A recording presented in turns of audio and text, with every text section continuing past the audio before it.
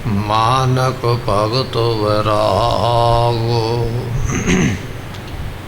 श्री गुरु ग्रंथ साहिब युधद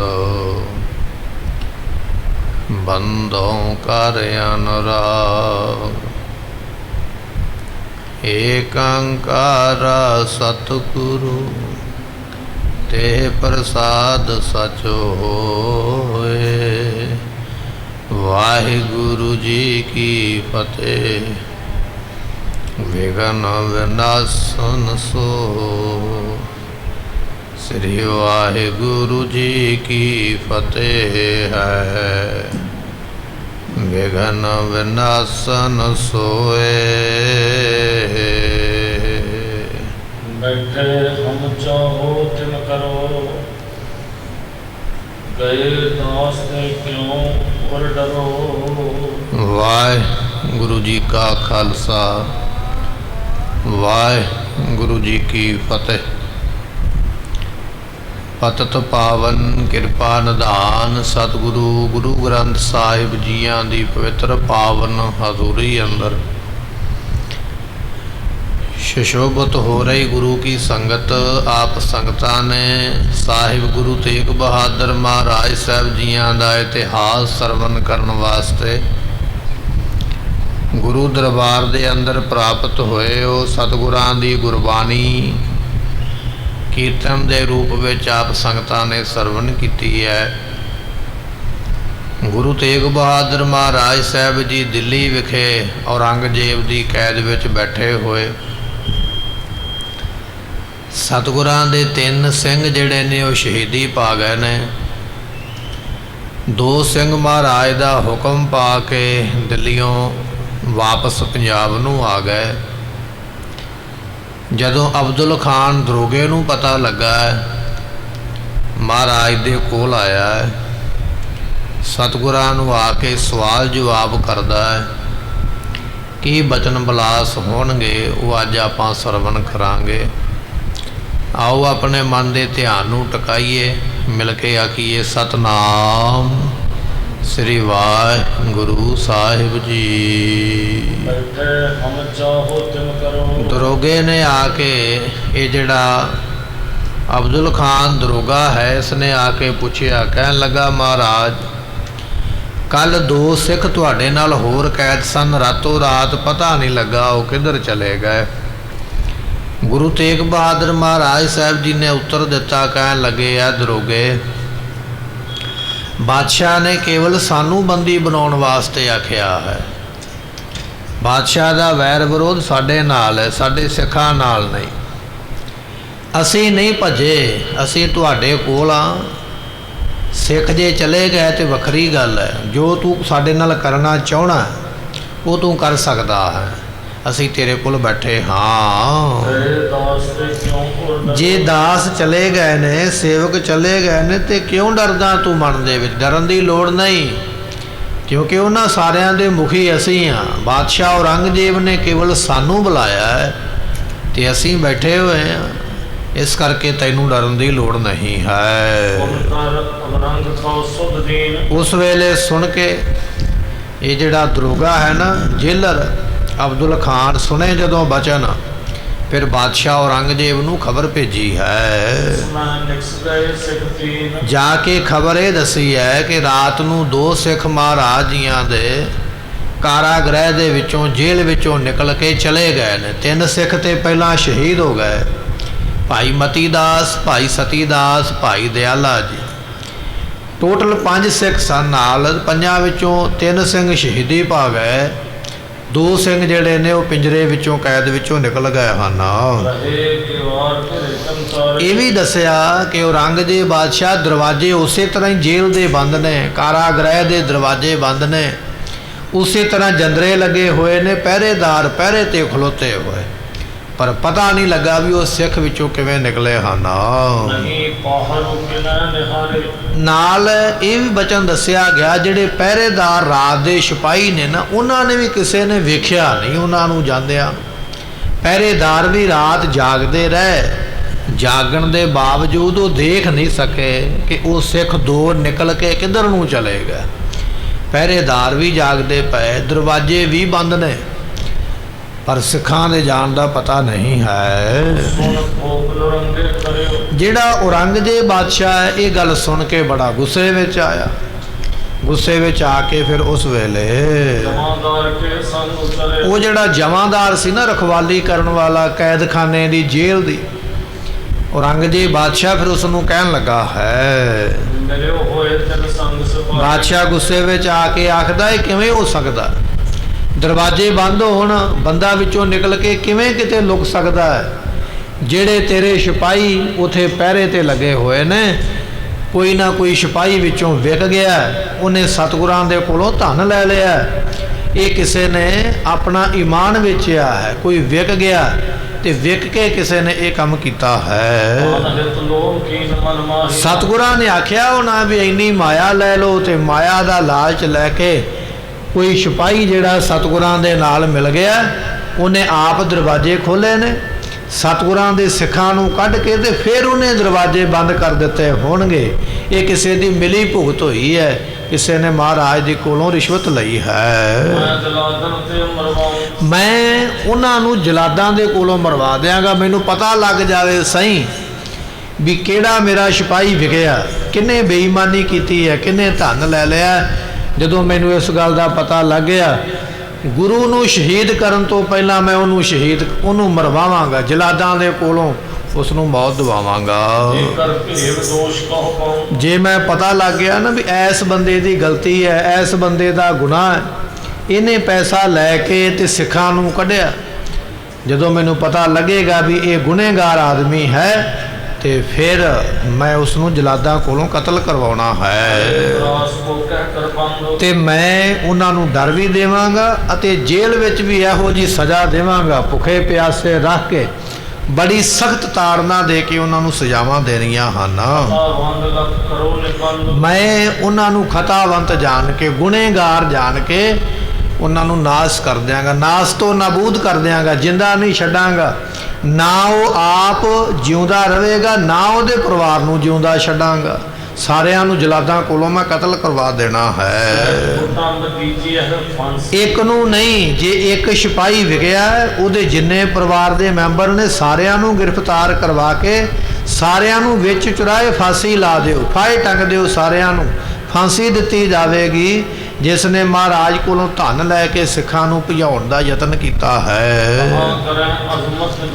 ਤੇ ਸਤਿਗੁਰੂ ਪਾਤਸ਼ਾਹ ਮਹਾਰਾਜ ਸਾਹਿਬ ਜੀ ਕਹਾਂ ਕਰਹਿ ਅਜਮਤ ਜਿਨ ਪਾਸੀ, ਜਿਨ੍ਹਾਂ ਦੇ ਕੋਲ ਅਜਮਤ ਸ਼ਕਤੀ ਹੈ ਉਹ ਸਤਿਗੁਰੂ ਪਾਤਸ਼ਾਹ ਹਨ। ਤੇ ਕਹਿਣ ਲੱਗੇ ਉਸ ਵੇਲੇ ਉਸਨੇ ਆਖਿਆ, ਜੇਲਰ ਨੇ ਆਖਿਆ, ਕੋਤਵਾਲ ਨੇ ਆਖਿਆ, ਕਹਿਣ ਲੱਗਾ ਮਹਾਰਾਜ ਸਾਡਾ ਕੀ ਗੁਨਾਹ, ਅਸੀਂ ਮਹਾਰਾਜ ਦਾ ਕੀ ਵਿਗਾੜ ਸਕਦੇ ਹਾਂ, ਉਹਨਾਂ ਕੋਲ ਤੇ ਕਰਾਮਾਤਾਂ ਨੇ, ਸ਼ਕਤੀਆਂ ਨੇ, ਜੇ ਉਹਨਾਂ ਨੇ ਕੋਈ ਸ਼ਕਤੀ ਵਰਤ ਕੇ ਤੇ ਆਪਣੇ ਸਿੱਖ ਕੱਢ ਦਿੱਤੇ ਹੋਣ ਤੇ ਅਸੀਂ ਕੀ ਕਰ ਸਕਦੇ ਹਾਂ। ਸਾਡੇ ਵਿੱਚ ਇੰਨੀ ਸਮਰੱਥਾ ਨਹੀਂ, ਸਾਡੇ ਵਿੱਚ ਇੰਨੀ ਤਾਕਤ ਨਹੀਂ ਹੈ ਵੀ ਅਸੀਂ ਉਹਨਾਂ ਦੀ ਸ਼ਕਤੀ ਦਾ ਮੁਕਾਬਲਾ ਕਰ ਲਈਏ। ਜਦੋਂ ਇਹ ਗੱਲ ਸਿਪਾਹੀ ਨੇ ਅੱਗੋਂ ਜਵਾਬ ਦਿੱਤਾ ਹੈ ਤੇ ਇਹ ਗੱਲ ਸੁਣ ਕੇ ਔਰੰਗਜ਼ੇਬ ਨੂੰ ਬੜੀ ਸ਼ੋਭ ਲੱਗੀ ਹੈ, ਬੜੀ ਸੱਟ ਲੱਗੀ ਹੈ, ਬੜਾ ਦੁਖੀ ਹੋਇਆ ਹੈ। ਉਸ ਵੇਲੇ ਬਾਦਸ਼ਾਹ ਨੇ ਆਖਿਆ, ਕਹਿਣ ਲੱਗਾ ਹੁਣ ਫਿਰ ਜਿਵੇਂ ਮੈਂ ਕਹਿੰਦਾ ਉਸੇ ਤਰ੍ਹਾਂ ਕਰੋ, ਇੱਕ ਲੋਹੇ ਦਾ ਪਿੰਜਰਾ ਤਿਆਰ ਕਰਵਾਓ। ਦੋ ਸਿੱਖ ਮਹਾਰਾਜ ਦੇ ਨਾਲ ਦੇ ਜੇਲ੍ਹ ਵਿੱਚੋਂ ਨਿਕਲ ਕੇ ਚਲੇ ਗਏ, ਕਿਤੇ ਇਹ ਵੀ ਨਾ ਚਲੇ ਜਾਣ, ਇਸ ਕਰਕੇ ਲੋਹੇ ਦਾ ਇੱਕ ਸਖਤ ਪਿੰਜਰਾ ਬਣਾਇਆ ਜਾਵੇ ਜਿਹੜਾ ਬਹੁਤ ਜ਼ਿਆਦਾ ਮਜ਼ਬੂਤ ਹੋਵੇ, ਜਿਸ ਨੂੰ ਤੋੜਿਆ ਨਾ ਜਾ ਸਕੇ, ਜਿਸ ਦੇ ਵਿੱਚੋਂ ਨਿਕਲ ਕੇ ਭੱਜਿਆ ਨਾ ਜਾ ਸਕੇ। ਇਸ ਤਰ੍ਹਾਂ ਦਾ ਇੱਕ ਮਜ਼ਬੂਤ ਪਿੰਜਰਾ ਜਿਹੜਾ ਹੈ ਉਹ ਕਹਿ ਕੇ ਤਿਆਰ ਕਰਵਾਓ। ਉਸ ਪਿੰਜਰੇ ਦੇ ਵਿੱਚ ਸਾਹਿਬ ਗੁਰੂ ਤੇਗ ਬਹਾਦਰ ਮਹਾਰਾਜ ਸਾਹਿਬ ਜੀਆਂ ਨੂੰ ਕੈਦ ਕੀਤਾ ਜਾਵੇਗਾ। ਜਿਵੇਂ ਸਿਪਾਹੀ ਦੌੜ ਗਏ ਨੇ, ਕਿਤੇ ਇਸੇ ਤਰ੍ਹਾਂ ਮਹਾਰਾਜ ਵੀ ਨਾ ਦੌੜ ਜਾਣ। ਇਸ ਤਰ੍ਹਾਂ ਜਿਹੜਾ ਔਰੰਗਜ਼ੇਬ ਹੈ ਉਹ ਆਪਣੇ ਜਮਾਦਾਰ ਨੂੰ ਆਖਦਾ ਹੈ, ਉਸ ਪਿੰਜਰੇ ਦੇ ਵਿੱਚ ਸਾਹਿਬ ਗੁਰੂ ਤੇਗ ਬਹਾਦਰ ਪਾਤਸ਼ਾਹ ਨੂੰ ਬਿਠਾਇਆ ਜਾਵੇ। ਆਪਾਂ ਇਤਿਹਾਸ ਵਿੱਚ ਇਹ ਬਚਨ ਪੜ੍ਹਦੇ ਹਾਂ ਵੀ ਗੁਰੂ ਤੇਗ ਬਹਾਦਰ ਮਹਾਰਾਜ ਸਾਹਿਬ ਜੀਆਂ ਨੂੰ ਲੋਹੇ ਦੇ ਪਿੰਜਰੇ ਵਿੱਚ ਬਿਠਾਇਆ, ਜਿਹਦੇ ਵਿੱਚ ਤਿੱਖੇ ਤਿੱਖੇ ਕਿੱਲ ਲੱਗੇ ਸਨ, ਪੱਤੀਆਂ ਤਿੱਖੇ ਰੰਗ ਦੀਆਂ, ਤਿੱਖੀਆਂ ਪੱਤੀਆਂ ਲੱਗੀਆਂ ਸਨ ਕਿ ਬੰਦਾ ਲੰਮੇ ਨਾ ਪਵੇ, ਬੈਠ ਨਾ ਸਕੇ। ਇਹ ਤੇ ਇਤਿਹਾਸ ਆਪਾਂ ਪੜ੍ਹਿਆ ਤੇ ਸੁਣਿਆ, ਪਰ ਇਹ ਬਚਨ ਸਾਨੂੰ ਨਹੀਂ ਪ੍ਰਾਪਤ ਹੋਇਆ ਵੀ ਉਹ ਲੋਹੇ ਦਾ ਪਿੰਜਰਾ ਕਿਉਂ ਦਿੱਤਾ ਗਿਆ ਸੀ। ਉਹਦਾ ਕਾਰਨ ਇਹ ਆ ਵੀ 2 ਸਿੱਖ ਜਿਹੜੇ ਸਨ ਉਹ ਮਹਾਰਾਜ ਦਾ ਹੁਕਮ ਪਾ ਕੇ ਜੇਲ੍ਹ ਵਿੱਚੋਂ ਨਿਕਲ ਕੇ ਅਨੰਦਪੁਰ ਸਾਹਿਬ ਨੂੰ ਚਲੇ ਗਏ। ਜਦੋਂ ਔਰੰਗਜ਼ੇਬ ਨੂੰ ਇਸ ਗੱਲ ਦਾ ਪਤਾ ਲੱਗਾ, ਉਸਨੇ ਫਿਰ ਹੋਰ ਸਖਤਾਈ ਵਧਾਉਣ ਵਾਸਤੇ ਕਿ ਸਿੱਖਾਂ ਦੇ ਵਾਂਗ ਕਿਤੇ ਮਹਾਰਾਜ ਵੀ ਨਾ ਚਲੇ ਜਾਣ। ਜੇ ਸਤਿਗੁਰਾਂ ਨੇ ਨਿਕਲਣਾ ਹੀ ਹੁੰਦਾ ਤੇ ਸਤਿਗੁਰਾਂ ਨੂੰ ਗ੍ਰਿਫਤਾਰ ਕੋਈ ਨਹੀਂ ਕਰ ਸਕਦਾ। ਸੋ ਇਸ ਨੇ ਬੜਾ ਸਖਤ ਪਿੰਜਰਾ ਲੋਹੇ ਦਾ ਮਜ਼ਬੂਤ ਬਣਵਾਇਆ ਹੈ। ਸਤਿਗੁਰਾਂ ਨੂੰ ਉਹਦੇ ਵਿੱਚ ਬਿਠਾ ਕੇ ਤੇ ਸੰਗਲ ਮਾਰ ਕੇ ਤੇ ਫਿਰ ਜੰਦਰਾ ਲਾਓ। ਮੋਟਾ ਸੰਗਲ ਲਿਆ ਕੇ ਮਜ਼ਬੂਤ ਸੰਗਲ ਦੇ ਨਾਲ ਉਸ ਪਿੰਜਰੇ ਦਾ ਦਰਵਾਜ਼ਾ ਬੰਦ ਕਰਕੇ ਤੇ ਉਸ ਨੂੰ ਜੰਦਰਾ ਲਾ ਕੇ ਤੇ ਉਹਦੇ ਵਿੱਚ ਮਹਾਰਾਜ ਨੂੰ ਬੰਦ ਕਰਨਾ ਕਰੋ। ਤੇ ਸਤਿਗੁਰਾਂ ਨੂੰ ਤੰਗ ਕਰੋ, ਪਰੇਸ਼ਾਨ ਕਰੋ। ਇਹ ਨਹੀਂ ਵੀ ਉਹ ਗੁਰੂ ਨੇ ਤੇ ਬੈਠੇ ਨੇ ਚੌਂਕੜਾ ਮਾਰ ਕੇ ਆਪਣੀ ਮਰਜ਼ੀ ਦੇ ਨਾਲ, ਨਹੀਂ। ਜਿੰਨਾ ਵੀ ਤੰਗ ਕਰ ਸਕਦੇ ਹੋ, ਜਿੰਨਾ ਵੀ ਕਸ਼ਟ ਦੇ ਸਕਦੇ ਹੋ, ਸਤਿਗੁਰਾਂ ਨੂੰ ਓਨਾ ਹੀ ਕਸ਼ਟ ਦਿੱਤਾ ਜਾਵੇ ਅਤੇ ਇਹ ਯਤਨ ਕਰੋ ਵੀ ਮਹਾਰਾਜ ਨੂੰ ਬੈਠਣ ਦਾ ਮੌਕਾ ਹੀ ਨਾ ਮਿਲੇ। ਸਤਿਗੁਰੂ ਖੜੇ ਰਹਿਣ, ਖੜੇ ਖੜੇ ਥੱਕ ਜਾਣਗੇ, ਪੈਰ ਸੁੱਜ ਜਾਣਗੇ, ਲੱਤਾਂ ਦਰਦੋਂ ਲੱਗ ਪੈਣਗੀਆਂ ਤੇ ਆਪੇ ਉਹ ਸਾਡੀ ਗੱਲ ਮੰਨ ਲੈਣਗੇ। ਗੁਰੂ ਤੇਗ ਬਹਾਦਰ ਪਾਤਸ਼ਾਹ ਨੂੰ ਬੈਠਣ ਨਾ ਦਿੱਤਾ ਜਾਵੇ, ਖੜਾ ਰੱਖਿਆ ਜਾਵੇ। ਇਸ ਤਰ੍ਹਾਂ ਦਾ ਯਤਨ ਕਰਨਾ ਕਰੋ। ਤੇ ਅੱਠੇ ਪੈਰ 24 ਘੰਟੇ, ਅੱਜ ਆਪਾਂ 24 ਘੰਟੇ ਕਹਿ ਸਕਦੇ ਹਾਂ, 24 ਘੰਟੇ ਮਹਾਰਾਜ ਦੇ ਉੱਪਰ ਪੂਰੀ ਦੀ ਪੂਰੀ ਨਜ਼ਰ ਰੱਖੀ ਜਾਵੇ। ਸਿਪਾਹੀਆਂ ਦੀ ਡਿਊਟੀ ਵਾਰ-ਵਾਰ ਬਦਲਦੀ ਰਵੇ ਅਤੇ ਬੜੀ ਹੁਸ਼ਿਆਰੀ ਦੇ ਨਾਲ, ਬੜੀ ਸਾਵਧਾਨੀ ਦੇ ਨਾਲ ਮਹਾਰਾਜ ਦੇ ਉੱਪਰ ਪਹਿਰਾ ਲਾਉਣਾ ਕਰਨਾ। ਇਹ ਨਾ ਕਿਤੇ ਹੋਵੇ ਵੀ ਮਹਾਰਾਜ ਜਿਵੇਂ ਅੱਜ 2 ਸਿਪਾਹੀ ਨਿਕਲ ਗਏ ਨੇ, ਕੱਲ ਨੂੰ ਸਤਿਗੁਰੂ ਵੀ ਤੁਹਾਡੇ ਕੋਲੋਂ ਨਿਕਲ ਜਾਣ ਤੇ ਤੁਸੀਂ ਆਖੋ ਵੀ ਮਹਾਰਾਜ ਨੇ ਕਰਾਮਾਤ ਵਿਖਾਈ ਹੈ, ਸਾਨੂੰ ਤੇ ਪਤਾ ਹੀ ਨਹੀਂ ਲੱਗਿਆ। ਇਹ ਮੈਂ ਜਵਾਬ ਨਹੀਂ ਸੁਣਾਂਗਾ। ਬੜੀ ਤਕੜਾਈ ਦੇ ਨਾਲ ਮਹਾਰਾਜ ਦੇ ਉੱਪਰ ਪਹਿਰਾ ਲਵਾਓ।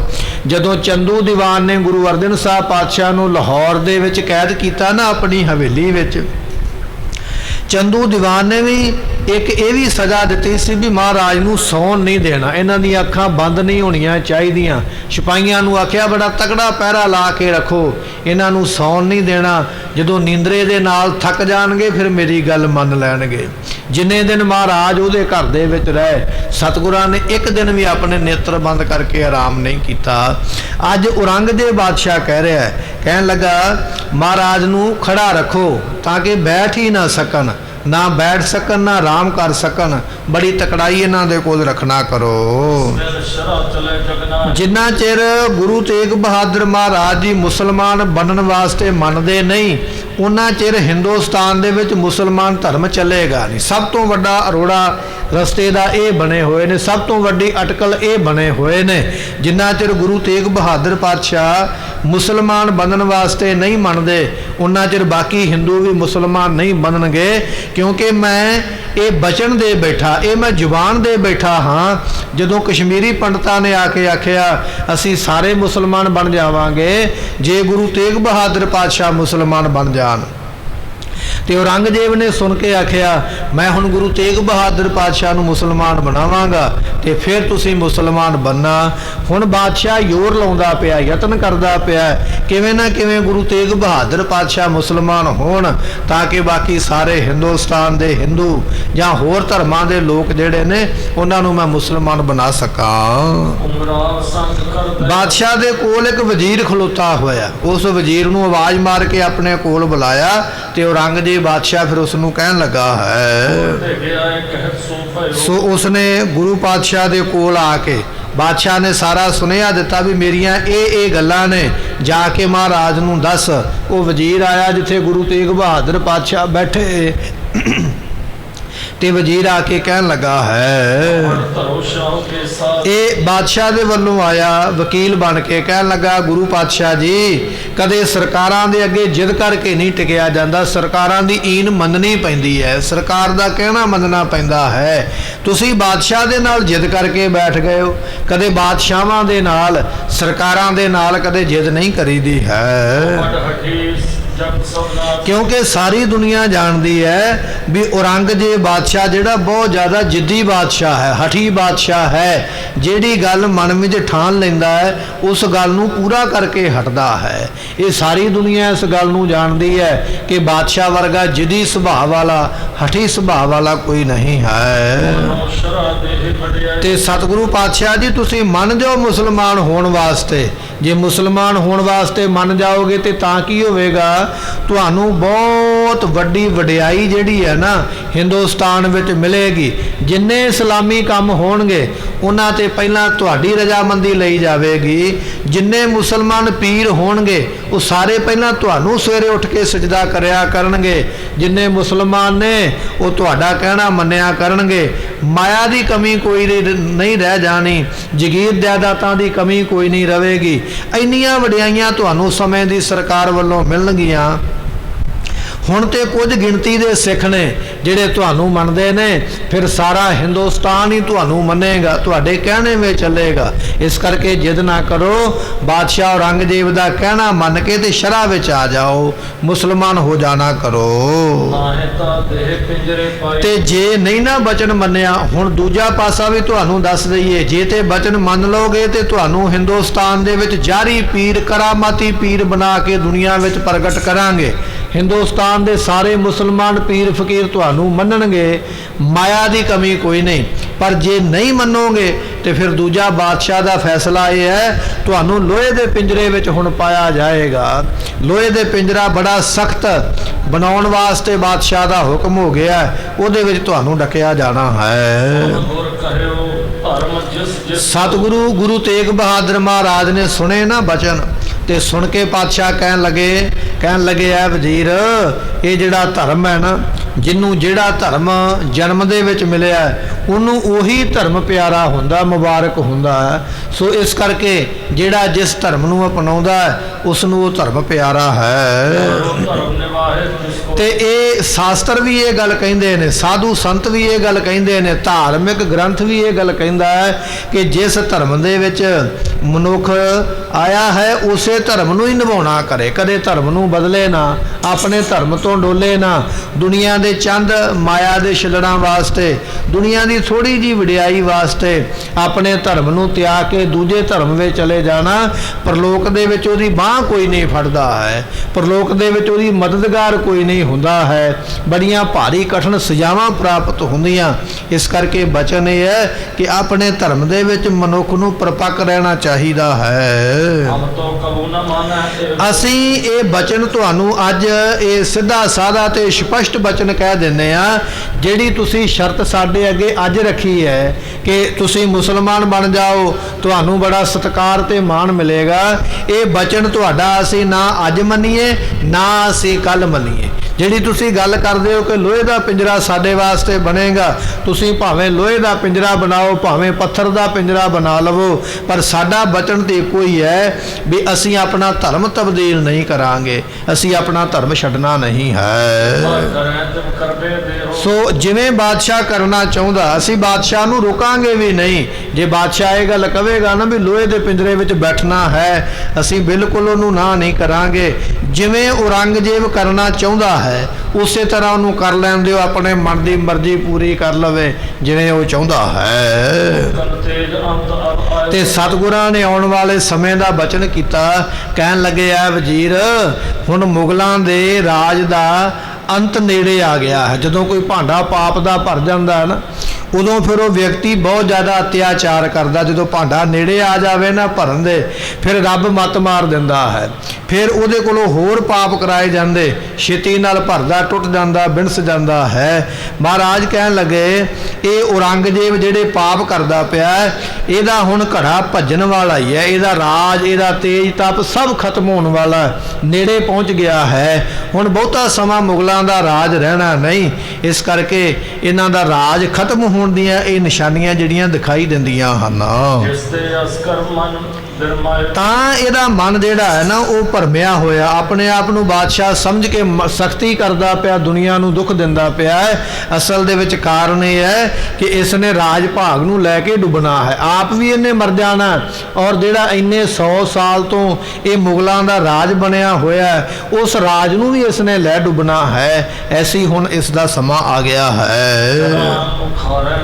ਤੇ ਸਤਿਗੁਰਾਂ ਨੇ ਬੜੇ ਭਿਆਨਕ ਬਚਨ ਜਿਹੜੇ ਨੇ ਉਹ ਆਖੇ, ਕਹਿਣ ਲੱਗੇ ਐ ਵਜ਼ੀਰ, ਤੁਹਾਡੇ ਰਾਜੇ ਦੀਆਂ ਜੜ੍ਹਾਂ ਦੀ ਜਿਹੜੀ ਨੀਂਹ ਬੜੀ ਡੂੰਘੀ ਰੱਖੀ ਹੋਈ ਹੈ ਨਾ, ਉਹ ਸਾਰੀ ਦੀ ਸਾਰੀ ਨੀਂਹ ਹੁਣ ਪੱਟੀ ਜਾਵੇਗੀ, ਇਹ ਨੀਂਹ ਰਹਿਣੀ ਕੋਈ ਨਹੀਂ ਹੈ। ਇਹ ਜਿਹੜੀਆਂ ਡੂੰਘੀਆਂ ਜੜ੍ਹਾਂ ਸਨ ਸਾਹਿਬ ਗੁਰੂ ਨਾਨਕ ਦੇਵ ਪਾਤਸ਼ਾਹ ਮਹਾਰਾਜ ਸਾਹਿਬ ਜੀ ਨੇ ਲਾਈਆਂ, ਤੇ ਇਹ ਜੜ੍ਹਾਂ ਹੁਣ ਜਿਹੜੀਆਂ ਨੇ ਉਹ ਪੱਟੀਆਂ ਜਾਣਗੀਆਂ, ਜੜ੍ਹਾਂ ਰਹਿਣਗੀਆਂ ਕੋਈ ਨਹੀਂ। ਅਸੀਂ ਤੁਹਾਡੀਆਂ ਜੜ੍ਹਾਂ ਪੱਟ ਦੇਣੀਆਂ, ਤੁਹਾਡਾ ਰਾਜ ਭਾਗ ਖਤਮ ਕਰ ਦੇਣਾ। ਜਦੋਂ ਕਪੂਰਾ ਗੁਰੂ ਗੋਬਿੰਦ ਸਿੰਘ ਮਹਾਰਾਜ ਦੇ ਬਚਨ ਨਾ ਮੰਨ ਸਕਿਆ, ਇਤਿਹਾਸ ਦੇ ਵਿੱਚ ਬਚਨ ਆਉਂਦਾ ਕਿ ਸਤਿਗੁਰਾਂ ਨੇ ਉਹਦੇ ਕੋਲੋਂ ਕੋਟ ਕਪੂਰੇ ਦਾ ਕਿਲਾ ਮੰਗ ਲਿਆ 10ਵੇਂ ਪਾਤਸ਼ਾਹ ਨੇ। ਕਹਿਣ ਲੱਗੇ ਸਾਨੂੰ ਕਿਲਾ ਦੇ ਦਿਓ, ਸਾਡੇ ਮਗਰ ਮੁਗਲਾਂ ਦੀ ਫੌਜ ਆਉਂਦੀ ਹੈ ਤੇ ਅਸੀਂ ਉਹਦੇ ਨਾਲ ਜੰਗ ਕਰਨਾ। ਕਪੂਰੇ ਨੇ ਕਈ ਬਹਾਨੇ ਲਾ ਕੇ ਤੇ ਨਾ ਕਰ ਦਿੱਤੇ। ਮਹਾਰਾਜ ਦੇ ਮੁਖੋਂ ਬਚਨ ਨਿਕਲਿਆ, ਕਪੂਰਾ ਕਹਿੰਦਾ ਮਹਾਰਾਜ ਇਹ ਮੁਗਲ ਮੈਨੂੰ ਫਾਇਆ ਦੇ ਕੇ ਮਾਰ ਦੇਣਗੇ। ਤੇ ਸਤਿਗੁਰਾਂ ਨੇ ਆਖਿਆ ਜਿਸ ਫਾਹੇ ਤੋਂ ਡਰਦਾ ਕਪੂਰਿਆ, ਇਹ ਤੇਰੀ ਮੌਤ ਵੀ ਫਿਰ ਫਾਇਆ ਲੱਗ ਕੇ ਹੀ ਹੋਣੀ, ਤੇ ਸਮਾਂ ਨੇੜੇ ਹੀ ਆ ਗਿਆ ਹੈ। ਜਦੋਂ ਇਹ ਬਚਨ ਹੋਏ ਨਾ, ਉਸ ਵੇਲੇ ਕਪੂਰਾ ਦੌੜ ਕੇ ਕੌਲ ਰਾਏ ਦੇ ਕੋਲ ਗਿਆ। ਕੌਲ ਰਾਏ ਸੋਢੀ ਬਾਬੇ ਪ੍ਰਿਥੀ ਚੰਦ ਦੀ ਕੁੱਲ ਵਿੱਚੋਂ ਸੀ। ਬਾਬਾ ਪ੍ਰਿਥੀ ਚੰਦ ਗੁਰੂ ਅਰਜਨ ਦੇਵ ਪਾਤਸ਼ਾਹ ਦਾ ਵੱਡਾ ਭਰਾ ਹੈ, ਉਹਦੀ ਕੁੱਲ ਵਿੱਚੋਂ ਸੀ ਕੌਲ ਰਾਏ ਸੋਢੀ। ਇੱਕ ਪੂਰਾ ਦੌੜ ਕੇ ਉਹਦੇ ਕੋਲ ਗਿਆ, ਕਹਿਣ ਲੱਗਾ ਜੀ 10ਵੇਂ ਗੁਰੂ ਨੇ ਇਹ ਬਚਨ ਕਰ ਦਿੱਤਾ ਵੀ ਮੈਂ ਫਾਇਆ ਲਾ ਕੇ ਛੇਤੀ ਮਰ ਜਾਣਾ। ਤੇ ਉਹ ਕੌਲ ਰਾਏ ਸੋਢੀ ਕਹਿਣ ਲੱਗਾ ਫਿਰ ਕੀ ਹੋਇਆ ਜੇ 10ਵੇਂ ਗੁਰੂ ਨੇ ਇਹ ਗੱਲ ਕੀਤੀ ਹੈ, ਤੇਰੀਆਂ ਜੜ੍ਹਾਂ ਤੇ ਮੇਰੇ ਪੇਟ ਦੇ ਵਿੱਚ ਨੇ, ਮੇਰੇ ਪੇਟ ਨੂੰ ਕੋਈ ਪਾੜੇਗਾ ਤੇ ਤੇਰੀਆਂ ਜੜ੍ਹਾਂ ਕੱਟੀਆਂ ਜਾਣਗੀਆਂ, ਤਾਂ ਤੇਰੀ ਮੌਤ ਹੋਣੀ ਹੈ। ਮੈਂ ਤੇਰੀਆਂ ਜੜ੍ਹਾਂ, ਤੇਰੀ ਜ਼ਿੰਦਗੀ ਆਪਣੇ ਪੇਟ ਵਿੱਚ ਲੈ ਕੇ ਬੈਠਾ ਹੋਇਆ। ਜਿਸ ਕੁੱਲ ਦੇ ਵਿੱਚ ਗੁਰੂ ਗੋਬਿੰਦ ਸਿੰਘ ਮਹਾਰਾਜ ਦਾ ਜਨਮ ਹੋਇਆ ਹੈ, ਉਸੇ ਕੁੱਲ ਵਿੱਚ ਹੀ ਮੇਰਾ ਹੋਇਆ ਹੈ। ਮੈਂ ਵੀ ਗੁਰੂਆਂ ਦਾ ਅੱਗੇ ਖਾਨਦਾਨ ਦੇ ਵਿੱਚੋਂ ਆ, ਮੇਰੇ ਵੀ ਬਚਨ ਪੂਰੇ ਹੁੰਦੇ। ਕਪੂਰਿਆ ਫਿਕਰ ਨਾ ਕਰ, ਤੇਰੀਆਂ ਜੜ੍ਹਾਂ ਤੇ ਮੇਰੇ ਅੰਦਰ ਨੇ, ਤੈਨੂੰ ਕੁਝ ਨਹੀਂ ਹੋਵੇਗਾ। ਉਹ ਕੋਈ ਸਿੱਖ ਸੁਣਦਾ ਪਿਆ, ਉਸਨੇ ਆ ਕੇ 10ਵੇਂ ਪਾਤਸ਼ਾਹ ਨੂੰ ਦੱਸਿਆ। ਕਹਿਣ ਲੱਗੇ ਮਹਾਰਾਜ ਤੁਸੀਂ ਕਪੂਰੇ ਨਾਲ ਇਹ ਗੱਲ ਕੀਤੀ ਹੈ। ਕਪੂਰਾ ਕੌਲ ਰਾਏ ਸੋਢੀ ਕੋਲ ਗਿਆ ਤੇ ਸੋਢੀ ਆਖਦਾ ਵੀ ਜੜ੍ਹਾਂ ਤੇ ਤੇਰੀਆਂ ਮੇਰੇ ਅੰਦਰ ਨੇ ਤੇ ਤੈਨੂੰ ਕੁਝ ਕਰ ਨਹੀਂ ਸਕਦਾ। ਜਦੋਂ 10ਵੇਂ ਪਾਤਸ਼ਾਹ ਨੇ ਬਚਨ ਸੁਣਿਆ, ਮਹਾਰਾਜ ਦੇ ਮੁਖੋਂ ਬਚਨ ਨਿਕਲ ਗਿਆ। ਕਹਿਣ ਲੱਗੇ ਕੋਈ ਗੱਲ ਨਹੀਂ, ਕਪੂਰੇ ਤੋਂ ਪਹਿਲਾਂ ਇਹਦੀਆਂ ਜੜ੍ਹਾਂ ਹੀ ਢਿੱਡ ਪਾੜ ਕੇ ਵਿੱਚੋਂ ਕੱਢਾਂਗੇ। ਪਹਿਲਾਂ ਢਿੱਡ ਪਾਟੇਗਾ, ਫਿਰ ਇਹਦੀਆਂ ਜੜ੍ਹਾਂ ਕੁਤਰਾਂਗੇ ਤੇ ਫਿਰ ਕਪੂਰੇ ਦੀ ਮੌਤ ਹੋਣੀ ਹੈ। ਜਦੋਂ ਇਹ ਬਚਨ ਮਹਾਰਾਜ ਜੀਆਂ ਦਾ ਮੁਖੋਂ ਹੋਇਆ, ਕਹਿਣ ਲੱਗੇ ਕੌਲ ਰਾਏ ਸੋਢੀ ਨੇ ਮੇਲਾ ਬਣਾਉਣ ਵਾਸਤੇ ਲੋਕਾਂ ਨੂੰ ਇਕੱਠਿਆਂ ਕੀਤਾ। ਮੇਲੇ ਦੇ ਵਿੱਚ ਕੁਝ ਲੋਕਾਂ ਨੇ ਭੰਗ ਪੀ ਲਈ ਇਕੱਠੇ ਹੋ ਕੇ। ਭੰਗ ਪੀ ਕੇ ਜਦੋਂ ਭੰਗ ਦਾ ਨਸ਼ਾ ਹੋਇਆ ਨਾ, ਤੇ ਦੋ ਧਿਰਾਂ ਜਿਹੜੀਆਂ ਆਪਸ ਵਿੱਚ ਪਹਿਲਾਂ ਤੋਂ ਦੁਸ਼ਮਣੀ ਕਰਦੀਆਂ ਸਨ ਇਕੱਠੀਆਂ ਹੋ ਗਈਆਂ। ਭੰਗ ਦੇ ਨਸ਼ੇ ਵਿੱਚ ਉਹਨਾਂ ਦਾ ਆਪਸ ਵਿੱਚ ਟਕਰਾਅ ਹੋਇਆ। ਇੱਕ ਪਾਸਿਓਂ ਗੋਲੀ ਚੱਲੀ ਅਤੇ ਜਿਹੜੀ ਆ ਕੇ ਕੌਲ ਰਾਏ ਸੋਢੀ ਦੇ ਪੇਟ ਵਿੱਚ ਲੱਗੀ। ਗੋਲੀ ਲੱਗਣ ਦੇ ਨਾਲ ਪੇਟ ਪਾੜ ਗਿਆ। ਜਿਹੜਾ ਆਖਦਾ ਸੀ ਨਾ ਤੇਰੀਆਂ ਜੜ੍ਹਾਂ ਮੇਰੇ ਅੰਦਰ ਨੇ, ਮੈਂ ਤੈਨੂੰ ਕੁਝ ਨਹੀਂ ਹੋਣ ਦੇਵਾਂਗਾ, ਉਹ ਜੜ੍ਹਾਂ ਵਾਲਾ ਹੀ ਪਹਿਲਾਂ ਦੁਨੀਆ ਤੋਂ ਤੁਰ ਗਿਆ, ਮਰ ਗਿਆ ਗੋਲੀ ਵੱਜਣ ਦੇ ਨਾਲ, ਬਹਾਨਾ ਬਣ ਗਿਆ। ਉਸ ਤੋਂ ਮਗਰੋਂ ਉਸੇ ਕਪੂਰੇ ਨੂੰ ਕੋਟ ਈਸੇ ਖਾਨ ਨਾਮ ਦੇ ਵਿਅਕਤੀ ਨੇ ਫਾਹੇ ਲਾ ਕੇ ਮਾਰਿਆ। ਉਹ ਬਚਨ ਮਹਾਰਾਜ ਜੀਆਂ ਦੇ ਪੂਰੇ ਹੋਏ। ਕਹਿਣ ਤੋਂ ਭਾਵ ਇਹ ਹੈ ਕਿ ਸਤਿਗੁਰਾਂ ਦੇ ਮੁਖੋਂ ਜਿਹੜਾ ਬਚਨ ਨਿਕਲਦਾ ਹੈ ਨਾ, ਜੇ ਕੋਈ ਬਚਾਉਣ ਵਾਸਤੇ ਵੀ ਅੱਗੇ ਆ ਜਾਵੇ ਨਾ ਵੀ ਮੈਂ ਤੈਨੂੰ ਕੁਝ ਨਹੀਂ ਹੋਣ ਦਿਆਂਗਾ, ਤੂੰ ਗੁਰੂ ਦੀ ਪਰਵਾਹ ਨਾ ਕਰ, ਤੇ ਉਹ ਕੌਲ ਰਾਏ ਸੋਢੀ ਵਰਗੇ ਆਪ ਵੀ ਦੁਨੀਆ 'ਚ ਨਹੀਂ ਰਹੇ। ਇੱਥੇ ਗੁਰੂ ਤੇਗ ਬਹਾਦਰ ਮਹਾਰਾਜ ਕਹਿ ਰਹੇ, ਕਹਿਣ ਲੱਗੇ ਵਜ਼ੀਰ ਔਰੰਗਜ਼ੇਬ ਬਾਦਸ਼ਾਹ ਜਿਸ ਰਾਜ ਦਾ ਇਹ ਮਾਣ ਕਰਦਾ ਪਿਆ ਨਾ, ਇਸ ਰਾਜ ਦੀਆਂ ਅਸੀਂ ਸੀਸ ਦੇ ਕੇ ਤੇ ਜੜ੍ਹਾਂ ਪੁੱਟਣੀਆਂ ਨੇ, ਕੁਰਬਾਨੀ ਕਰਕੇ ਇਹਦੀਆਂ ਜੜ੍ਹਾਂ ਖਤਮ ਕਰਨੀਆਂ ਹਨ। ਤੇ ਇਹ ਤੁਹਾਡੇ ਰਾਜ ਦੀਆਂ ਜੜ੍ਹਾਂ ਖਾਰੇ ਸਮੁੰਦਰ ਵਿੱਚ ਸੁੱਟਾਂਗੇ, ਜਿਹੜੀਆਂ ਦੁਬਾਰਾ ਲੱਗਣਗੀਆਂ ਹੀ ਨਹੀਂ। ਇਹ ਨਹੀਂ ਵੀ ਇੱਕਰੀ ਜੜ ਪੱਟ ਦਿੱਤੀ ਤੇ ਫਿਰ ਹੌਲੀ ਹੌਲੀ ਹਰੀ ਹੋ ਜਾਏਗੀ, ਫਿਰ ਰਾਜ ਮਿਲ ਜਾਵੇਗਾ। ਇਹੋ ਜਿਹੀਆਂ ਜੜ੍ਹਾਂ ਪੱਟਾਂਗੇ ਖਾਰੇ ਸਮੁੰਦਰ ਵਿੱਚ ਸੁੱਟਾਂਗੇ, ਕਦੇ ਵੀ ਰਾਜ ਭਾਗ ਦੇ ਮਾਲਕ ਇਸ ਧਰਤੀ ਤੇ ਬੰਨਾ ਨਹੀਂ ਹੋਵੇਗਾ। ਆਪਣਾ ਰਾਜ ਰਹਿ ਜਗਮਾ ਤੁਹਾਡਾ ਫਿਰ ਰਾਜ ਨਹੀਂ ਰਵੇਗਾ। ਹਿੰਦੁਸਤਾਨ ਦੀ ਧਰਤੀ ਤੇ ਰਾਜੇ ਬਣ ਕੇ ਨਹੀਂ ਵਿਚਰ ਸਕੋਗੇ। ਇਹੋ ਜੀਆਂ ਤੁਹਾਡੀਆਂ ਜੜ੍ਹਾਂ ਵਿੱਚ ਤੇਲ ਪੈਣਾ। ਇਹ ਜਿਹੜਾ ਪਾਪ ਕਰਦਾ ਪਿਆ ਔਰੰਗਜ਼ੇਬ, ਇਹਦਾ ਪਾਪ ਹੀ ਰਾਜ ਭਾਗ ਦਾ ਨਾਸਕ ਬਣੇਗਾ ਅਤੇ ਤੁਹਾਡੀ ਕੌਮ ਵਿੱਚੋਂ ਰਾਜ ਜਾਣਾ ਹੈ। ਰਹਿ ਵਿਨਾਸ਼ਨ ਇਸ ਵਿਦ ਤੋਂ ਇਸ ਤਰ੍ਹਾਂ ਅਸੀਂ ਤੁਹਾਡੇ ਰਾਜ ਨੂੰ ਨਾਸ ਕਰਨਾ। ਅਸੀਂ ਆਪਣੀ ਮੌਜ ਨਾਲ ਇੱਥੇ ਆਏ ਹਾਂ ਕੁਰਬਾਨੀ ਕਰਨ ਵਾਸਤੇ। ਜੇ ਕੋਈ ਬੋਲੇ ਸੱਚ, ਕੂੜਾ ਜਲ ਜਾਵੇ। ਇਹ ਬਚਨ ਸੱਚੇ, ਪਰ ਸੱਚੇ ਬਚਨ ਗੁਰੂ ਤੋਂ ਬਿਨਾਂ ਕਹਿ ਵੀ ਕੋਈ ਨਹੀਂ ਸਕਦਾ ਹੈ। ਇਹ ਗੁਰੂ ਪਾਤਸ਼ਾਹ ਨੇ ਜਿਨ੍ਹਾਂ ਨੇ ਸੱਚੇ ਬਚਨ ਬੋਲੇ। ਤੇਗ ਬਹਾਦਰ ਬੋਲਿਆ, ਧਰ ਪਈਐ ਧਰਮ ਨਾ ਛੋਡੀਐ, ਬਾਹੇ ਜਿਨ੍ਹਾਂ ਦੀ ਪਕੜੀਐ, ਸਿਰ ਦੀਜੈ ਬਾਹੇ ਨਾ ਛੋਡੀਐ। ਇਹ ਬਚਨ ਨੇ ਇਤਿਹਾਸ ਦੇ। ਸੋ ਗੁਰੂ ਤੇਗ ਬਹਾਦਰ ਮਹਾਰਾਜ ਕਹਿਣ ਲੱਗੇ ਵਜ਼ੀਰ, ਤੁਹਾਡੇ ਮੁਗਲ ਰਾਜ ਦੀਆਂ ਤੇ ਸਮੇਤ ਔਰੰਗਜ਼ੇਬ ਦੀਆਂ ਜੜ੍ਹਾਂ ਪੱਟ ਕੇ ਖਾਰੇ ਸਮੁੰਦਰ ਵਿੱਚ ਸੁੱਟਣੀਆਂ। ਇਹ ਰਾਜ ਸਦਾ ਵਾਸਤੇ ਨਾਸ ਹੋ ਜਾਣਾ ਜਿਹਦਾ ਤੁਸੀਂ ਮਾਣ ਕਰਦੇ ਪਏ ਹੋ। ਕਰ ਤਬ ਪਿੰਜਰਾ ਮੰਗਵਾਏ। ਜਦੋਂ ਵਜ਼ੀਰ ਨੇ ਸੁਣੀਆਂ ਨਾ ਗੱਲਾਂ, ਫਿਰ ਜਾ ਕੇ ਔਰੰਗਜ਼ੇਬ ਨੂੰ ਦਸੀਆਂ। ਤੁਸੀਂ ਤੇ ਗੁਰੂ ਤੇਗ ਬਹਾਦਰ ਪਾਤਸ਼ਾਹ ਨੂੰ ਡਰਾਉਣ ਦੀ ਗੱਲ ਕਰਦੇ ਪਏ ਵੀ ਉਹ ਡਰ ਜਾਣ। ਡਰਨ ਦੀ ਗੱਲ ਤੇ ਦੂਰ ਦੀ ਹੈ। ਗੁਰੂ ਤੇ ਇਹ ਗੱਲ ਕਹਿ ਰਹੇ ਨੇ ਵੀ ਤੁਹਾਡੀਆਂ ਜੜ੍ਹਾਂ ਪੱਟ ਕੇ ਸਮੁੰਦਰ ਵਿੱਚ ਸੁੱਟਣੀਆਂ। ਜਦੋਂ ਔਰੰਗਜ਼ੇਬ ਨੇ ਇਹ ਗੱਲ ਸੁਣੀ ਗੁਰਮੁਖੋ, ਬੜਾ ਗੁੱਸਾ ਆਇਆ ਮਨ ਦੇ ਵਿੱਚ। ਉਸੇ ਵੇਲੇ ਸਿਪਾਹੀਆਂ ਨੂੰ ਆਖਦਾ, ਲੋਹੇ ਦਾ ਪਿੰਜਰਾ ਲੈ ਕੇ ਆਓ, ਜਲਦੀ ਛੇਤੀ ਦੇ ਨਾਲ ਲੋਹੇ ਦਾ ਪਿੰਜਰਾ ਲਿਆਂਦਾ ਜਾਵੇ। ਪੱਗ ਬੰਧਨ ਜੁਤ ਵਿੱਚ ਬਿਠਾਏ। ਤੇ ਸਤਿਗੁਰੂ ਪਾਤਸ਼ਾਹ ਮਹਾਰਾਜ ਜੀਆਂ ਨੂੰ ਪੱਗ ਬੰਧਨ ਜੁੱਤ ਪੈਰਾਂ ਨੂੰ ਬੰਨ੍ਹ ਕੇ ਤੇ ਉਸ ਪਿੰਜਰੇ ਦੇ ਵਿੱਚ ਬਿਠਾਉਣਾ ਕਰੋ। ਇਹ ਉਸ ਦਾ ਹੁਕਮ ਹੈ। ਖਲ ਢੇਰੀ ਕੁਲਫ ਲਗਾਏ। ਤੇ ਸਤਿਗੁਰਾਂ ਨੂੰ ਵਿੱਚ ਬਿਠਾ ਕੇ ਦਰਵਾਜ਼ਾ ਬੰਦ ਕਰਕੇ ਦਰਵਾਜ਼ੇ ਦੇ ਨਾਲ ਸੰਗਲ ਮਾਰ ਕੇ ਤੇ ਸੰਗਲ ਨੂੰ ਜੰਦਰਾ ਮਾਰਿਆ ਜਾਵੇ। ਇਹ ਔਰੰਗਜ਼ੇਬ ਦਾ ਹੁਕਮ ਹੋਇਆ। ਸਾਹਿਬ ਗੁਰੂ ਤੇਗ ਬਹਾਦਰ ਮਹਾਰਾਜ ਸਾਹਿਬ ਜੀਆਂ ਦੀ ਸ਼ਹੀਦੀ ਦਿਹਾੜੇ ਸ਼ਤਾਬਦੀ ਪਿੱਛੇ ਆਪਾਂ ਸੰਗਤਾਂ ਨੇ ਮਨਾ ਕੇ ਹਟੇ ਆ। ਇਹ ਮਹਾਰਾਜ ਜੀਆਂ ਦੀ ਸ਼ਹੀਦੀ ਦੇ ਪ੍ਰਸੰਗ ਨੇ। ਬਾਦਸ਼ਾਹ ਕਹਿੰਦਾ ਸਤਿਗੁਰਾਂ ਨੂੰ ਬੇੜੀਆਂ ਲਾ ਕੇ ਪਿੰਜਰੇ ਦੇ ਵਿੱਚ ਵਾੜ ਦਿਓ। ਪਿੰਜਰੇ ਨੂੰ ਸੰਗਲਾਂ ਦੇ ਨਾਲ ਬੰਦ ਕਰਕੇ ਬਾਹਰੋਂ ਜੰਦਰਾ ਲਾ ਕੇ ਮਹਾਰਾਜ ਨੂੰ ਅੰਦਰ ਰੋਕਿਆ ਜਾਵੇ। ਇੱਕ ਰਸ ਸਤਿਗੁਰ ਬਦਨ ਤੇ ਸੁਹਾਏ। ਸਤਿਗੁਰੂ ਪਾਤਸ਼ਾਹ ਮਹਾਰਾਜ ਸਾਹਿਬ ਜੀ ਉਸ ਵੇਲੇ ਜਦੋਂ ਪਿੰਜਰਾ ਲਿਆਂਦਾ ਗਿਆ, ਮਹਾਰਾਜ ਸਾਹਿਬ ਜੀਆਂ ਨੂੰ ਪਿੰਜਰੇ ਦੇ ਅੰਦਰ ਜਾਣ ਦਾ ਬਾਦਸ਼ਾਹ ਦੇ ਵੱਲੋਂ ਹੁਕਮ ਆਇਆ। ਸਤਿਗੁਰੂ ਪਾਤਸ਼ਾਹ ਦੀ ਇੱਕ ਰਾਸ ਬਿਰਤੀ ਅਡੋਲ, ਬਿਨਾਂ ਕਿਸੇ ਚਿੰਤਾ ਤੋਂ, ਬਿਨਾਂ ਕਿਸੇ ਫਿਕਰ ਤੋਂ।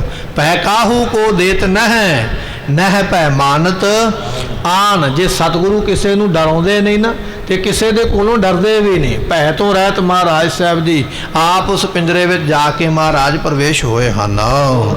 ਸਰਕੀ ਖਾਤਰ ਜਨਾ ਤਨ ਲੋ ਪਿੰਜਰੇ ਪਾਏ। ਸਤਿਗੁਰੂ ਪਾਤਸ਼ਾਹ ਮਹਾਰਾਜ ਸਾਹਿਬ ਜੀਆਂ ਨੂੰ ਲੋਹੇ ਦੇ ਪਿੰਜਰੇ ਵਿੱਚ ਪਾ ਕੇ ਤੇ ਵਜ਼ੀਰਾਂ ਨੇ ਚੰਗੀ ਤਰ੍ਹਾਂ ਤਸੱਲੀ ਕੀਤੀ ਹੈ ਵੀ ਪਿੰਜਰਾ ਸਹੀ ਬਣ ਗਿਆ, ਇਹਨਾਂ ਦੇ ਕੱਦ ਦੇ ਮੁਤਾਬਕ ਠੀਕ ਹੈ, ਇਹ ਕਿਤੇ ਸਿੱਧੇ ਤਾਂ ਨਹੀਂ ਖੜੇ ਹੋ ਪਾਉਂਦੇ। ਪਿੰਜਰਾ ਇਸ ਤਰੀਕੇ ਦਾ ਬਣਾਇਆ ਵੀ ਚੰਗੀ ਤਰ੍ਹਾਂ ਲੱਕ ਸਿੱਧਾ ਕਰਕੇ ਬੰਦਾ ਬਿਲਕੁਲ ਸਿੱਧਾ ਨਾ ਉਹਦੇ ਵਿੱਚ ਖੜਾ ਹੋ ਸਕੇ।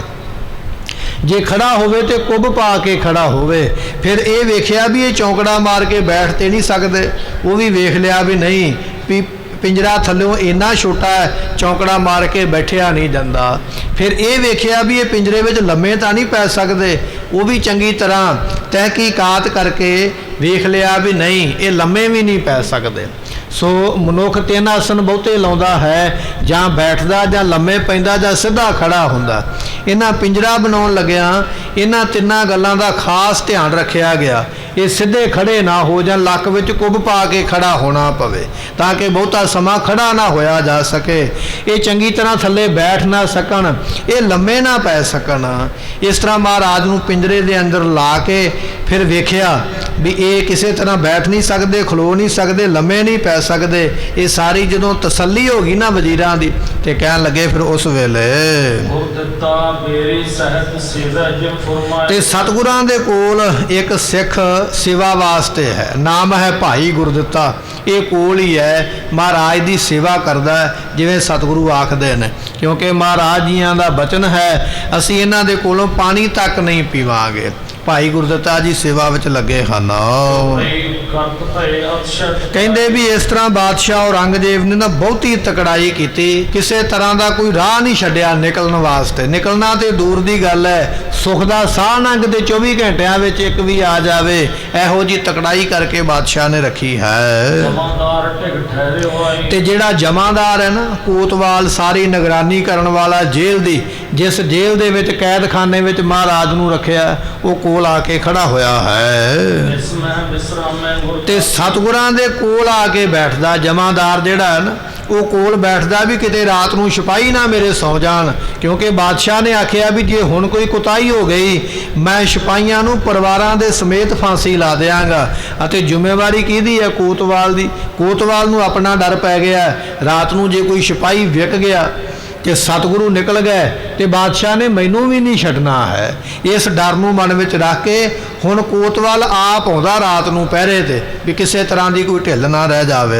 ਨਨ ਜਗਾਵੈ ਨੀਂਦ ਬਿਨਾਸੀ ਤੇ ਇਹ ਜਿਹੜਾ ਕੋਤਵਾਲ ਹੈ ਆਪ ਗੇੜਾ ਰੱਖਦਾ ਜੇਲ੍ਹ ਦੇ ਚਾਰ ਚਫੇਰੇ, ਆਪਣੇ ਸਿਪਾਹੀਆਂ ਨੂੰ ਆਵਾਜ਼ਾਂ ਨਾਮ ਲੈ ਲੈ ਕੇ ਆਵਾਜ਼ਾਂ ਮਾਰਦਾ, ਜਾਗਦੇ ਰਹੋ ਜਾਗਦੇ ਰਹੋ, ਕੋਈ ਸੁਤਾ ਨਾ ਰਵੇ। ਵਾਰ-ਵਾਰ ਆਉਂਦਾ, ਹੋਕਾ ਦਿੰਦਾ, ਆਵਾਜ਼ ਮਾਰਦਾ, ਆਪਣੇ ਸਿਪਾਹੀਆਂ ਨੂੰ ਪੂਰੀ ਸਾਵਧਾਨੀ ਨਾਲ ਜਗਾਇਆ ਹੋਇਆ ਵੀ ਮਹਾਰਾਜ ਕਿਤੇ ਚਲੇ ਨਾ ਜਾਣਾ ਕਰਨ। ਦਿਨ ਪੰਚਕ ਮਹਿ ਸਿੱਖ ਸੋ ਗਏ ਕਹਿਣ ਲੱਗੇ ਆਪਾਂ ਪਿੱਛੇ ਇਤਿਹਾਸ ਗੁਰਮੁਖੋਂ ਸਰਵਣ ਕੀਤਾ ਹੈ, ਇੱਕ ਸਿੱਖ ਨੂੰ ਮਾਤਾ ਨਾਨਕੀ ਜੀ ਨੇ ਭੇਜਿਆ ਸੀ ਵੀ ਜਾਓ ਜਾ ਕੇ ਦਿੱਲੀ ਪਤਾ ਕਰੋ ਵੀ ਸਤਿਗੁਰਾਂ ਦਾ ਹੁਣ ਕੀ ਹਾਲ ਹੈ, ਮਹਾਰਾਜ ਇਸ ਵੇਲੇ ਕੀ ਕਰਦੇ ਪਏ। ਕਹਿਣ ਲੱਗੇ ਇਹ ਸਿੱਖ ਚੱਲ ਕੇ ਗੁਰੂ ਪਰਿਵਾਰ ਦੇ ਕੋਲੋਂ ਜਦੋਂ ਦਿੱਲੀ ਪਹੁੰਚਿਆ ਤੇ 5 ਦਿਨ ਲੱਗ ਗਏ ਇਸ ਨੂੰ ਦਿੱਲੀ ਜਾਂਦੇ ਆ। ਪੈਦਲ ਰਸਤੇ ਸਨ, ਜਿੰਨਾ ਕੋ ਸਫ਼ਰ ਕਰ ਸਕਦਾ, ਫਿਰ ਆਰਾਮ ਕਰਦਿਆਂ ਕੋਈ ਦਿਨਾਂ ਵਿੱਚ ਦਿੱਲੀ ਪਹੁੰਚਿਆ। ਫਿਰ ਦਿੱਲੀ ਜਾ ਕੇ ਇਸਨੇ ਬੰਦੋਬਸਤ ਕੀਤਾ ਸਤਿਗੁਰਾਂ ਨੂੰ ਮਿਲਣ ਦਾ। ਕਹਿੰਦੇ 5 ਦਿਨ ਇਸ ਸਿੱਖ ਨੂੰ ਲੱਗ ਗਏ ਹਨ। ਤੇ ਸੰਗ ਮੇਲਾ ਭਏ 5 ਦਿਨਾਂ ਬਾਅਦ ਜਿਹੜਾ ਗੁਰੂ ਕਾ ਸਿੱਖ ਹੈ ਨਾ ਭਾਈ ਗੁਰਦਿੱਤਾ, ਫਿਰ ਉਹਦੇ ਨਾਲ ਮੇਲਾ ਹੋਇਆ, ਉਹਦੇ ਨਾਲ ਬਚਨ ਬਲਾਸ ਹੋਇਆ ਹੈ। ਸਤਿਗੁਰ ਸੁਧ ਕੀ ਸੁਧ ਇਹ ਸਿੱਖ ਨੇ ਗੁਰੂ ਪਾਤਸ਼ਾਹ ਦੇ ਪੁੱਤਰ ਸਾਹਿਬ ਗੁਰੂ ਗੋਬਿੰਦ ਸਿੰਘ ਮਹਾਰਾਜ ਜੀਆਂ ਦੀ ਸਾਰੀ ਖਬਰਸਾਰ ਜਿਹੜੀ ਸੀ ਨਾ ਗੱਲਬਾਤ ਅਨੰਦਪੁਰ ਸਾਹਿਬ ਦੀ, ਸਿੱਖ ਨੇ ਸਾਰਾ ਸੁਨੇਹਾ ਜਾ ਕੇ ਭਾਈ ਗੁਰਦਿੱਤਾ ਜੀ ਨੂੰ ਦੱਸਿਆ। ਹੁਣ ਭਾਈ ਗੁਰਦਿੱਤਾ ਜੀ ਉਹ ਸੁਨੇਹਾ ਜਾ ਕੇ ਗੁਰੂ ਤੇਗ ਬਹਾਦਰ ਪਾਤਸ਼ਾਹ ਨੂੰ ਦੱਸਣਗੇ। ਸਾਰੀ ਗੱਲਬਾਤ ਅਨੰਦਪੁਰ ਸਾਹਿਬ ਦੀ ਦੱਸੀ ਹੈ। ਵੇ ਕੋ ਅਬ ਮੈਂ ਅਬਿਲਾਖੀ ਨਾਲ ਹੀ ਇਹ ਵੀ ਬਚਨ ਕੀਤਾ, ਕਹਿਣ ਲੱਗੇ ਗੁਰੂ ਕਿਆ ਸਿੱਖਾ ਮਹਾਰਾਜ ਦੇ ਅੱਗੇ ਬੇਨਤੀ ਕਰੋ, ਮੈਂ ਮਹਾਰਾਜ ਨੂੰ ਮਿਲਣ ਵਾਸਤੇ ਆਇਆ ਹਾਂ। ਮੈਨੂੰ ਮਾਤਾ ਸਾਹਿਬ ਮਾਤਾ ਨਾਨਕੀ ਜੀ ਨੇ ਭੇਜਿਆ ਹੈ, ਜੋ ਤੁਹਾਡੇ ਮਾਤਾ ਜੀ ਨੇ ਸਤਿਗੁਰੂ ਜੀ, ਮੈਂ ਉਹਨਾਂ ਦੇ ਵੱਲੋਂ ਕੁਝ ਸੁਨੇਹੇ ਤੁਹਾਡੇ ਵਾਸਤੇ ਲੈ ਕੇ ਆਇਆ, ਮੈਨੂੰ ਸਤਿਗੁਰਾਂ ਨੂੰ ਨਾਲ ਮਿਲਣ ਦੀ ਆਗਿਆ ਦਿੱਤੀ ਜਾਵੇ। ਮਾਤ ਨਾਨਕੀ ਕਹੇ ਮਾਤਾ ਨਾਨਕੀ ਜੀਆਂ ਨੇ ਬੜੇ ਸੰਦੇਸ਼, ਬੜੀਆਂ ਗੱਲਾਂ ਆਪਣੇ ਵੱਲੋਂ ਕਹੀਆਂ ਨੇ, ਕੁਝ ਮੈਂ ਚਿੱਠੀ ਦੇ ਵਿੱਚ ਲਿਖੀਆਂ, ਕੁਝ ਮੈਂ ਜ਼ੁਬਾਨੀ ਜਿਹੜੀਆਂ ਹਨ ਮਾਤਾ ਜੀ ਨੇ ਜਿਵੇਂ ਆਖਿਆ ਵੀ ਇਹ ਗੱਲਾਂ ਸਤਿਗੁਰਾਂ ਦੇ ਨਾਲ ਕਰਨੀਆਂ, ਮੈਂ ਕੁਝ ਗੱਲਾਂ ਜ਼ੁਬਾਨੀ ਮਹਾਰਾਜ ਨਾਲ ਕਰਨੀਆਂ ਹਨ। ਸਗਲ ਕੁੱਟਾਂ ਵਸ ਚਿੰਤ ਵਿਸ਼ੇਸ਼ ਕਿਉਂਕਿ ਮਹਾਰਾਜ ਜੀਆਂ ਦਾ ਪਰਿਵਾਰ, ਗੁਰੂ ਤੇਗ ਬਹਾਦਰ ਪਾਤਸ਼ਾਹ ਜੀਆਂ ਦਾ ਜਿਹੜਾ ਪਰਿਵਾਰ ਇਸ ਵੇਲੇ ਅਨੰਦਪੁਰ ਸਾਹਿਬ ਦੇ ਵਿੱਚ ਬੈਠਾ ਹੋਇਆ ਹੈ, ਸਾਰੇ ਪਰਿਵਾਰ ਦੇ ਵਿੱਚ ਬੜੀ ਚਿੰਤਾ ਹੈ। ਸਾਹਿਬ ਗੁਰੂ ਗੋਬਿੰਦ ਸਿੰਘ ਮਹਾਰਾਜ ਜੀ ਸਾਰਿਆਂ ਨੂੰ ਦਿਲਾਸਾ ਦਿੰਦੇ ਪਏ, ਨਿਡਰਤਾ ਦਾ ਉਪਦੇਸ਼ ਦਿੰਦੇ, ਪਰ ਮਾਤਾ ਨਾਨਕੀ ਜੀ ਬੜੀ ਚਿੰਤਾ ਵਿੱਚ ਨੇ। ਇਸੇ ਤਰ੍ਹਾਂ ਮਾਤਾ ਗੁਜਰੀ ਜੀ ਬੜੀ ਚਿੰਤਾ ਦੇ ਵਿੱਚ ਨੇ ਕਿ ਜੋ ਸਾਡੇ ਪਤੀ ਦੇਵ ਹਨ ਉਹ ਇਸ ਵੇਲੇ ਦਿੱਲੀ ਦੇ ਵਿੱਚ ਨੇ। ਮਾਤਾ ਗੁਜਰੀ ਜੀਆਂ ਨੂੰ ਬੜੀ ਡਾਢੀ ਚਿੰਤਾ ਹੈ। ਸਾਰਾ ਪਰਿਵਾਰ ਔਰ ਸਾਰੇ ਸਿੱਖ ਜਿਹੜੇ ਚਿੰਤਾ ਦੇ ਵਿੱਚ ਡੁੱਬੇ ਹਨ। ਸੋ ਸਭ ਚਾਹੋਂ ਗੁਰਨ ਸੁਨਾਈ ਉਹ ਜੋ ਵੀ ਪਰਿਵਾਰ ਦੇ ਨਾਲ ਹੋ ਰਿਹਾ, ਮੈਂ ਸਾਰੀਆਂ ਗੱਲਾਂ ਬਾਤਾਂ ਗੁਰੂ ਨੂੰ ਸੁਣਾਉਣੀਆਂ ਚਾਹੁੰਦਾ, ਦੱਸਣਾ ਚਾਹੁੰਦਾ। ਮਾਤਾ ਨਾਨਕੀ ਜੀਆਂ ਦੀ ਕਿਹੋ ਜੀ ਇਸ ਵੇਲੇ ਹਾਲਤ ਹੈ, ਮਾਤਾ ਗੁਜਰੀ ਜੀਆਂ ਦੀ ਇਸ ਵੇਲੇ ਕਿਹੋ ਜੀ ਹਾਲਤ ਹੈ। ਜਦੋਂ ਇਹ ਸਿੱਖ ਸੁਨੇਹ ਲੈ ਕੇ ਆਇਆ ਤੇ ਸਤਿਗੁਰਾਂ ਦੇ ਅੱਗੇ ਬੇਨਤੀ ਇਸ ਨੇ ਕਰਨੀ ਵੀ ਹੈ। ਸਤਿਗੁਰਾਂ ਨੇ ਜਿਹੜੇ 9ਵੇਂ ਮਹੱਲੇ ਦੇ ਸ਼ਲੋਕ ਆਪਾਂ ਪੜ੍ਹਦੇ ਹਾਂ, ਉਹਦੇ ਵਿੱਚ ਫਿਰ ਮਹਾਰਾਜ ਜੀਆਂ ਨੇ ਬਚਨ ਕੀਤਾ ਸੀ, ਜੋ ਉਪਜਿਓ ਸੋ ਬਿਨਸ ਹੈ ਪਰੋ ਆਜ ਕੈ ਕਾਲ, ਨਾਨਕ ਹਰ ਗੁਣ ਗਾਏ ਲੈ ਛਾੜ ਸਗਲ ਜੰਜਾਲ, ਚਿੰਤਾ ਤਾ ਕੀ ਕੀਜੀਐ ਜੋ ਅਨ ਹੋਣੀ ਹੋਏ, ਇਹੋ ਮਾਰਗ ਸੰਸਾਰ ਕੋ ਨਾਨਕ ਥਿਰ ਨਹੀਂ ਕੋਏ। ਇਹ ਜਿਹੜੇ ਸ਼ਲੋਕ ਆਪਾਂ ਪੜ੍ਹਦੇ ਹਾਂ, ਇਹ ਸਤਿਗੁਰਾਂ ਨੇ ਫਿਰ ਆਪਣੇ ਪਰਿਵਾਰ ਦੇ ਵਾਸਤੇ, ਮਾਤਾ ਨਾਨਕੀ ਜੀ ਵਾਸਤੇ, ਮਾਤਾ ਗੁਜਰੀ ਜੀਆਂ ਨੂੰ ਦਿਲਾਸਾ ਤੇ ਹੌਸਲਾ ਦੇਣ ਵਾਸਤੇ, ਔਰ ਉਪਦੇਸ਼ ਦਿੰਦਿਆਂ ਹੋਇਆ ਇਹ ਬਚਨ ਮਹਾਰਾਜ ਜੀਆਂ ਨੇ ਫਿਰ ਉੱਥੇ ਲਿਖ ਕੇ ਜਿਹੜੇ ਸਨ ਉਹ ਭੇਜੇ। ਆਪਣੇ ਸਾਹਿਬਜ਼ਾਦੇ ਵਾਸਤੇ ਵੀ ਮਹਾਰਾਜ ਨੇ ਸ਼ਲੋਕ ਲਿਖਿਆ, ਬਲ ਹੋਆ बल छुटके बंधन परे, कछु न होते उपाय, कहो नानक अब ओट हर गज ज्यों हो सहाय। ये जिहड़े बाणी दे श्लोक आपां पढ़दे आ, ये सतगुरां ने उस वेले फिर जिवें जिवें सिख दसदा महाराज फिर उन्हां नूं दिलासा ते उपदेश दिंदिआं होया ये बचन कीते। ये जिहड़ा सिख है ये कह रहा है, सो सब चौहों गुरन सुनाई, जो मैनूं गुरु परिवार दा सुनेहा आया है भाई गुरदित्ता जी, वो सारे दा सारा सुनेहा जिहड़ा है मैं गुरु पातशाह नूं सुनाउणा चाहुंदा हां। ते गुरु नाल मिलिया किवें जावे, मुलाकात किवें होवे, क्योंकि औरंगजेब दे बड़े सख्त पहरे लगे होए, उत्थे ते परिंदा भी पर नहीं मार सकदा, आदमी दा मिलना ते बड़ा औखा है। मैं गुरु नूं किवें मिलां, मैनूं की यतन करना पवेगा, ये मैनूं दस भी मैं करां की जो गुरु नाल मिलन दा मौका मिले। इस तरह ये जिहड़ा सिख सतगुरां दे परिवार दे वल्लों सुनेहा लैके गया है, ये दिल्ली विच रह रहे सेवादार महाराज जियां दे भाई गुरदित्ता जी नूं बेनती करदा पिया कि मैनूं मिलन दा तरीका दस्सिया जावे। ते कहण लगे उस वेले भाई गुरदित्ता ने सुने ना बचन सिख दे भी महाराज नूं किवें मिलिया जा सकदा। भाई गुरदित्ता जी हुण अगों की जवाब दिंदे ने, किहड़ियां किहड़ियां गल्लां कहणगे और ये सिख किस तरीके दे नाल महाराज नूं मिलदा है, सतगुरु की अगों आउण वाले समय दे बचन करनगे, ये आपां कल दे दीवाने अंदर सरवण करांगे। समय की समाप्ति, भुलां दी मुआफ़ी, बचन गुरु का हिरदे वसे, लेखा कतह न छूटिया, बख्शनहार बख्श लै। वाहिगुरु जी का खालसा, वाहिगुरु जी की फतेह। सतगुरां दी साजी नवाजी गुरु की संग